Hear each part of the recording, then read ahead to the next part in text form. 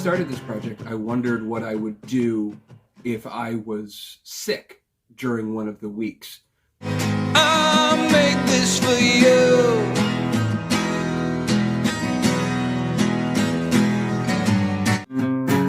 You tell me that I'm thinking too much, and that's so thoughtful to say.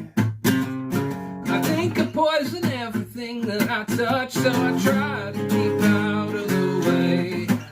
There comes a point where you know that you wanted to do things a certain way, and then you're forced to reevaluate and find a different way of doing it, even though you know it's not optimal. I'm holding tightly on to losing my grip and send my mind for a ride.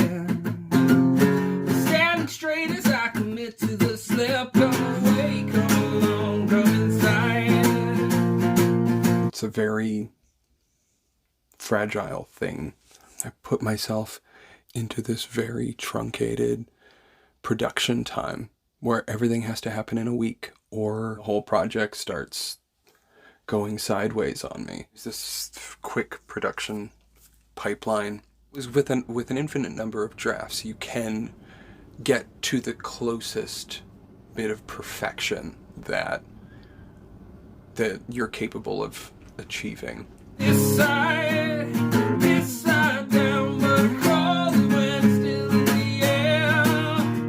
With having to do things this fast, I have to cut corners somewhere. And it's been a bit trial by fire. So to cut corners in video means that something like audio has to be up to a certain standard. I spend just as much time mixing and editing audio as I do mixing and editing video.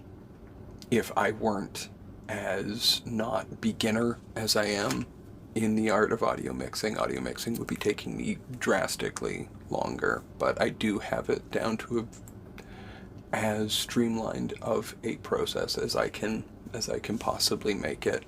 Nobody loves me, nobody loves me now. Trying to organize my thoughts through this cold is just is just such a frustrating proposition.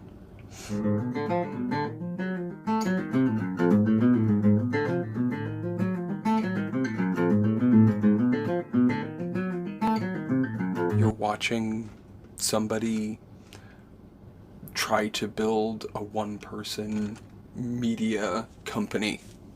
The owner-operator is something of an incompetent boob at times. When I was starting to write, this was the first thing that I wrote. Me loving riffs, I've devoured the entire catalog of Mastodon.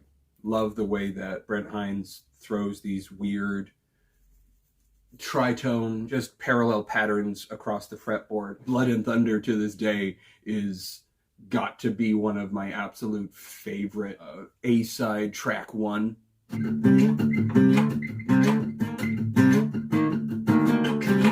It's up there with like Drown Me from Super Unknown.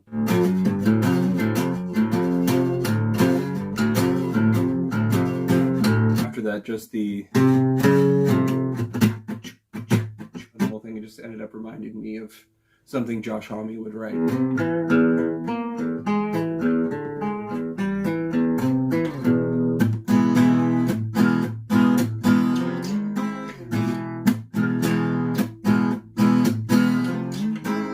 This collection of acoustic demos that I'm creating, think about it as like a Bob Dylan thing. This is as big of a tune as I can carry on such a small instrument all myself. You can expand all these ideas. Certainly other musicians have expanded Bob Dylan's ideas into fuller, more produced arrangements, and they are great, but you know, it's still the same song.